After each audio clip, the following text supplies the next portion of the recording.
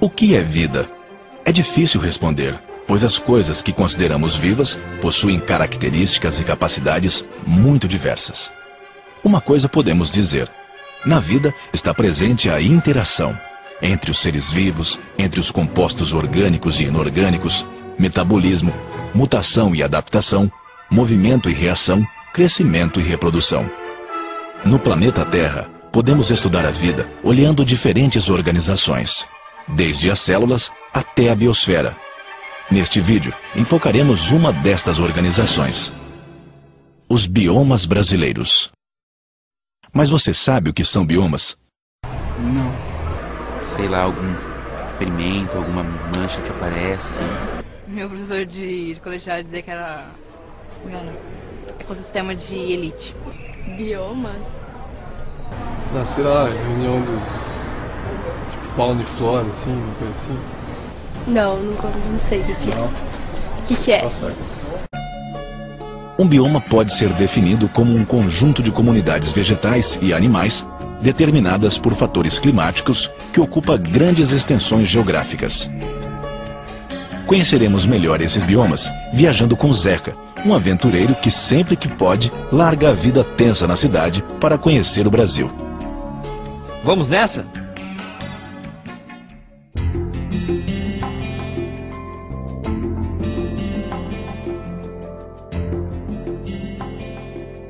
Os Campos Sulinos ocupavam originalmente o estado do Rio Grande do Sul, estendendo-se por países vizinhos como Uruguai e Argentina. É uma região de clima subtropical, com verão quente e inverno bem frio, além de chuvas regularmente distribuídas. O povo daqui de Bagé, no Rio Grande do Sul, me ensinou que a vegetação dos Campos Sulinos é basicamente herbácea, com predominância de gramíneas. Mas existem também arbustos e pequenas árvores que podem ser encontradas em forma de arvoretas, ou agrupadas no que chamamos de capões arbóreos.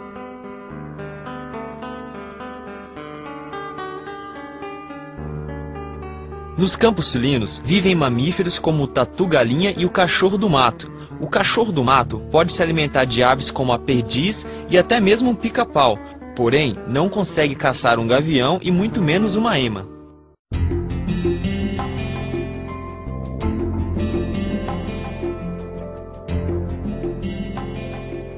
A floresta de araucária ocorre na região sul, em consequência das baixas temperaturas, e na região sudeste, em locais de baixa temperatura devido à altitude elevada. É uma região de clima permanentemente úmido, sem estação seca. Sua vegetação apresenta-se mais densa nas encostas de morros e próximas a cursos d'água, ou ainda sob a forma de capões, que são manchas associadas a formações de campos. Aqui em Lages, Santa Catarina, deu para perceber que, apesar de predominante, as araucárias, ou pinheiro do Paraná, não são as únicas espécies vegetais dessa região, que é composta ainda pelo podocarpus, a erva mate, a canela e a samambaia-açu, que é a maior samambaia do país. Essas espécies, que precisam de pouca luz para viver, encontram condições ideais sob a sombra da araucária, proporcionada pelo desenho único de sua copa. O pinhão não vem da araucária? A araucária é uma planta dioica, ou seja, existem árvores masculinas e femininas. Seus órgãos reprodutores são os estróbilos. O feminino é maior e o masculino menor. O pinhão é a semente, resultado da fecundação. O pinhão é encontrado nos estróbilos femininos, sendo uma importante fonte de alimento. Animais como a gralha azul e a cutia, ao esconderem as sementes no solo para comer depois, contribuem para a disseminação da araucária. Legal!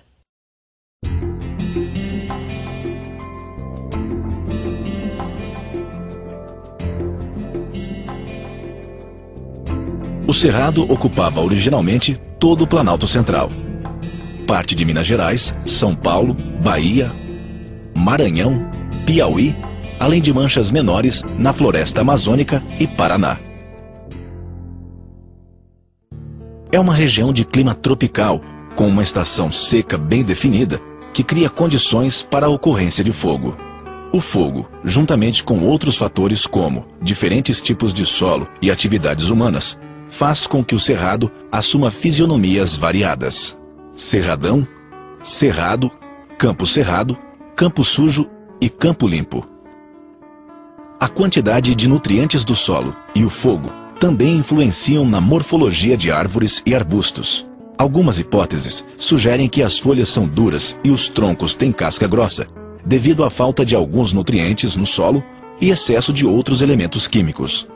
Ou que a planta cresce tortuosa por causa dos traumatismos causados por fogo e por animais. Sabe, está escrito no livro de biologia que aqui no Cerrado, como em outros biomas, os animais estão adaptados ao ambiente em que vivem. Aqui em Aporé, Goiás, eu vi um bom exemplo disso. Um lobo-guará, que com suas pernas longas e esguias, movimentava-se melhor para buscar seu alimento nos campos, onde passava a maior parte do tempo. Enquanto o cachorro-vinagre, com suas pernas curtas, caçava de maneira mais eficiente nas regiões de mata.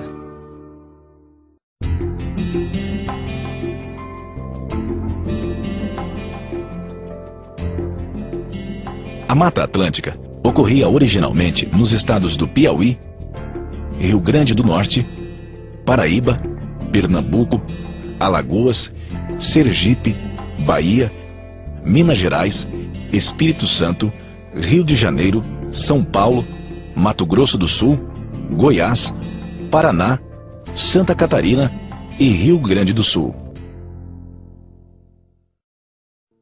Ela se desenvolve em diferentes climas, sendo a elevada precipitação o fator determinante de sua distribuição. O solo da Mata Atlântica é em geral raso e pobre em nutrientes. No entanto, ela é considerada uma das regiões de maior biodiversidade vegetal do planeta. Mas como esse bioma se desenvolve tanto nessas condições? A elevada precipitação, ao lado de outros fatores, favorece essa grande diversidade. Além disso, existem algumas interações de micro-organismos e vegetais que facilitam a rápida ciclagem de nutrientes, ajudando o vegetal a sobreviver em um solo pobre. No extrato superior, as copas das árvores apoiam-se umas nas outras, auxiliando a sustentação no solo raso.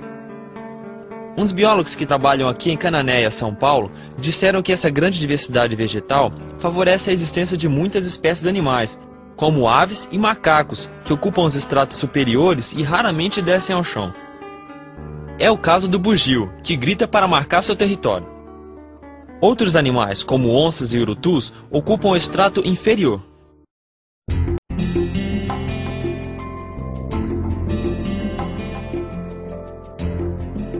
Os biomas costeiros são encontrados ao longo do litoral do Brasil, e seus ambientes mais representativos são os mangues e as restingas.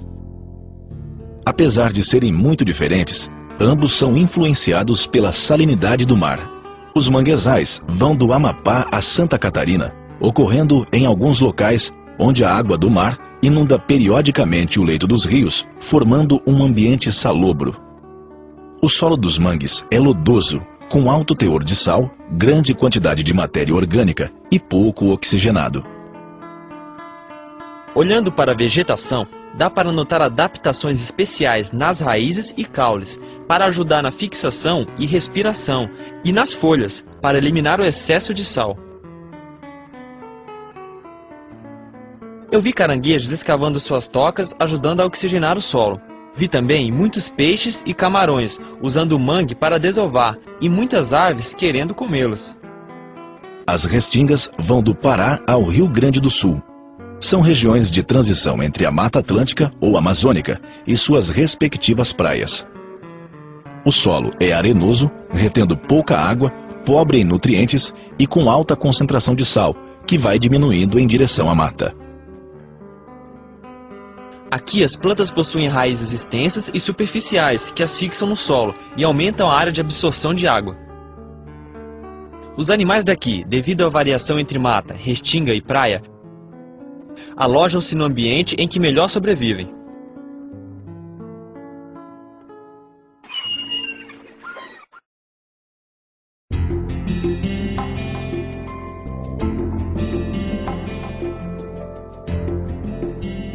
A caatinga ocupa quase todo o Nordeste brasileiro e o Nordeste de Minas Gerais.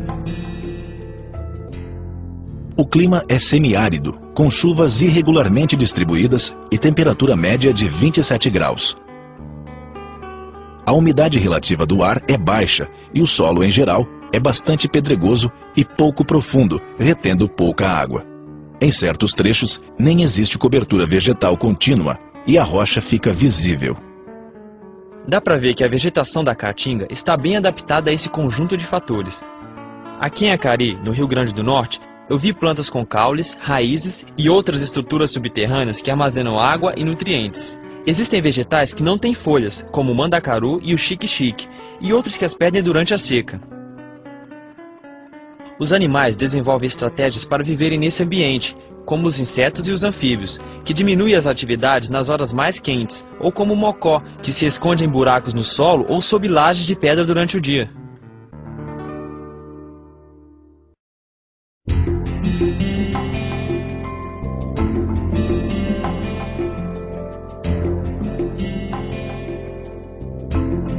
Ocupando cerca de 42% do território brasileiro, a floresta amazônica estava originalmente distribuída nos estados do Amazonas, Pará, Acre, parte do Amapá, Rondônia, Roraima, Mato Grosso, Tocantins, Maranhão e estendendo-se pela Guiana Francesa, Suriname, Guiana, Venezuela, Colômbia, Equador, Peru e Bolívia. A Amazônia brasileira está em uma região de clima tropical, com temperatura média de 26 graus e com período menos chuvoso, que vai de julho a setembro, e outro mais chuvoso, de dezembro a abril.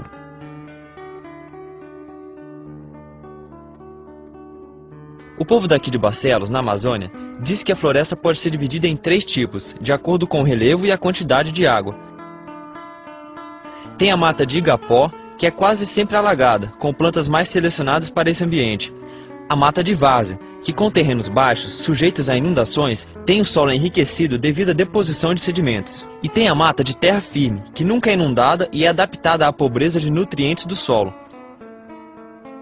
É a que ocupa a maior região da floresta e possui as árvores mais altas. A floresta amazônica é bem parecida com a Mata Atlântica e também pode ser dividida em estratos. E como lá, aqui também existem animais que dificilmente descem ao solo, pois encontram em seu extrato tudo o que necessitam para viver. A Amazônia possui ainda uma fauna aquática muito diversificada, com peixes, répteis e grandes mamíferos aquáticos, como o peixe-boi e o boto.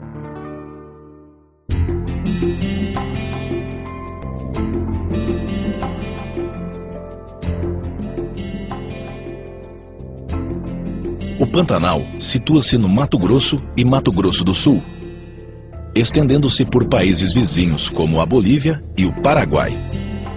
Possui clima com estações de chuva e seca bem demarcadas.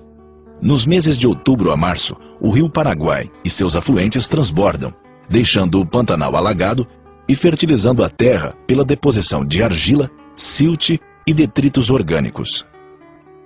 As águas baixam a partir de abril e o solo torna-se seco novamente. A flora e a fauna do Pantanal são influenciadas pelo Cerrado, pela Amazônia e pelos campos sulinos. A vegetação é influenciada pelo tipo de solo, pelo relevo e pelas inundações. Desta forma, misturam-se plantas de cerrado e floresta amazônica, com plantas de regiões alagadas e outras de regiões muito secas.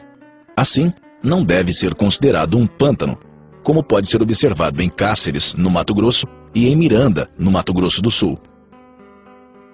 A abundância de vegetais terrestres, aquáticos e de peixes atraem animais de regiões que o cercam.